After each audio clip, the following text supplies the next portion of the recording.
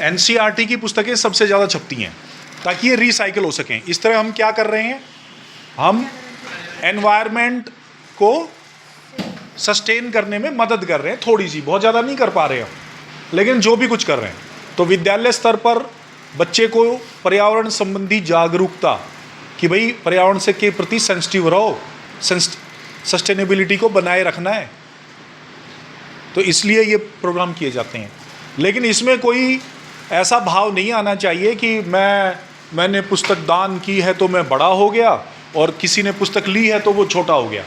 ना पुस्तक लेने वाला छोटा है और ना पुस्तक देने वाला बड़ा है, दोनों क्या कर रहे हैं, पर्यावरण को बचा रहे हैं और एक दूसरे की मदद से बचा रहे हैं।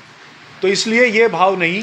तो अब ये दोनों ग्रुप, जो देने वाला ग्रुप है और जो लेने वाला ग्रुप है, ये दोनों एक दूसरे को प्रणाम करेंगे हाथ जोड़कर और ये भाव प्रकट करेंगे कि मैं आपको अपनी पिछले वर्ष की इस्तेमाल की हुई साफ सुथरी पुस्तकें आपको उपहार स्वरूप पर्यावरण की रक्षा हेतु प्रदान करना चाहता हूं। क्या आप मेरा यह आग्रह स्वीकार करेंगे?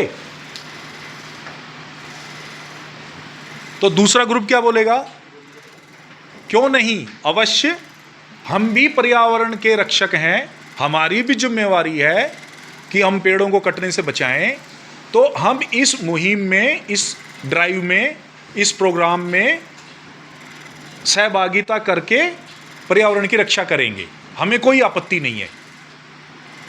तो ये फिर दोनों बोलेंगे एक दूसरे को हाथ जोड़कर, धन्यवाद, हम पर्यावरण को इसी प्रकार हर वर्ष बचाते रहेंगे। मेरी बात समझ में आ गई? तो हम कर सकते हैं क्या? Let's try. आपका नंबर है।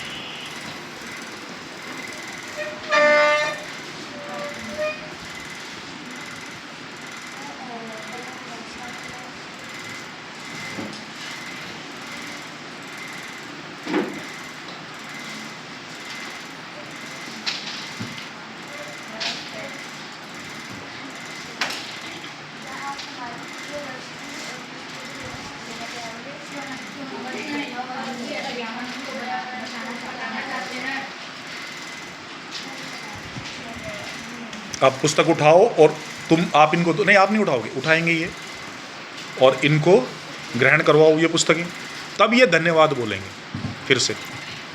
ठीक है, चलो।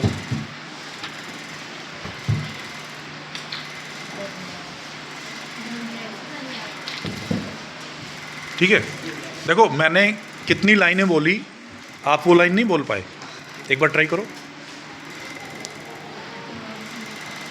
आप वो लाइन बोलो जो मैंने बोली थी। क्या आप हमारे पर्यावरण को बचाने में हमारा सहयोग करेंगे?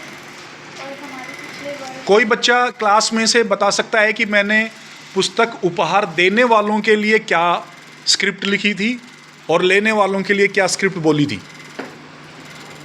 अभी अभी इस क्लास में, इस वीडियो में, कि पुस्तक देने वाले क्या लाइन बोलेंगे और पुस्तक लेने वाले क्या लाइन बोलेंगे? पहले हमें प्रणाम करना है, उसके बाद हमें बोलना है कि हमें प्रणाम क्यों करना है उस व्यक्ति को जिसको हम पुस्तक दे रहे हैं? सर, हम लोग इससे पता चलेगा ना वो छोटा है ना हम बड़े हैं, Very हम good. सब बराबर हैं। Very good. और सर हमें मतलब ये बोलना है कि मैं आपको मेरे पिछले वर्ष की किताबें आपको देता हूँ, क्या आप मेरी किताबें स्वीकार करोगे?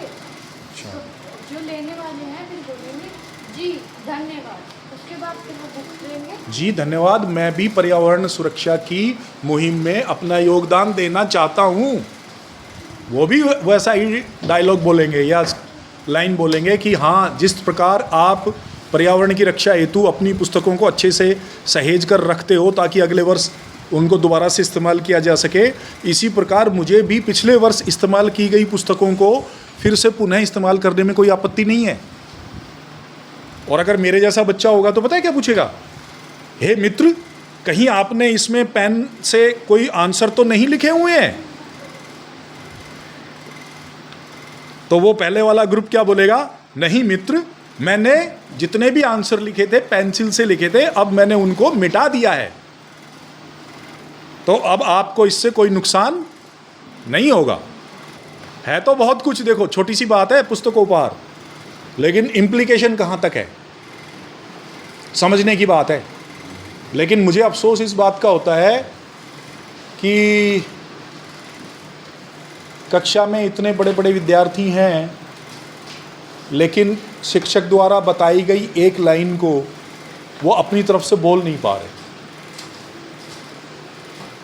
अभी बताइए क्या बोलना है, दोनों ग्रुप में क्या संदेश जाना चाहिए दोनों ग्रुप में? सर पहले तो जो किताब मतलब डोनेट करने वाले हैं सर वो प्रणाम करेंगे एक दूसरे को, और सर फिर वो बोलेंगे कि प्रणाम, मैं आपको मेरी पुस्तकें साफ सुथरी इस्तेमाल की हुई मैं आपको डोनेट करना चाहता हूँ। वो डोनेट तो नहीं है, डोनेट का मतलब तो दान होता है। यहाँ हमने देखो क्या लिखा है, उपहार में देना चाहता हूँ। हाँ उपहार स्वरूप देना चाहता हूँ, उपहार स्वरूप देना चाहता हूँ। मैं दान नहीं कर रहा हूँ। इसीलिए मैंने ये शपथ करवाई है ताकि देने वाले को दानी होने का अभिमान ना हो जाए। बराबरी का दर्जा है, वो भी पर्यावरण की रक्षा हेतु कार्य कर रहा है और आप भी पर्यावरण की रक्षा हेतु ही कार्य कर रहे हो। यहाँ एक दूसरे के ऊपर दान या स्वीकार या ऐसा कुछ छोटा बड़े का चक्कर नहीं है। यही इस बच्चे ने बहुत अच्छा बताया, आ गई समझ में? तो एक छोटी सी एक्टिविटी थी पुस्तकोपहार, लेकिन इसके मायने काफ़ी गहरे हैं अगर समझें तो। इसमें ग्रेटिट्यूड है, इसमें एनवायरनमेंट है, पर्यावरण को भी बचाता है। हाँ ग्रेटिफिकेशन भी है, और क्या क्या है, मित्र जो कोऑपरेशन मतलब आपस में सहभागिता सहयोग की भावना, और संस्था के प्रति लगाव। केंद्रीय विद्यालय एक संस्था है, तो स्कूल, आपका जो स्कूल है उसके प्रति आपका लगाव कि मैं इस विद्यालय में पढ़ता हूँ, तो इसी विद्यालय के बच्चों को अगर मेरी पुस्तक मिल जाए तो बड़ा अच्छा हो। तो ये आपका अपनी संस्था के प्रति एक अपनापन, अपनत्व भी दर्शाता है। एम आई राइट? कितने बच्चों को मेरी बात समझ में आई? 7 मिनट की वीडियो हो गई, आ गई समझ में? चलो दोबारा से प्रणाम और धन्यवाद बोलो। Thank you. हाथ जोड़कर प्रणाम और नमस्ते करने में, थैंक यू बोलने में कोई प्रॉब्लम होती है? करिए।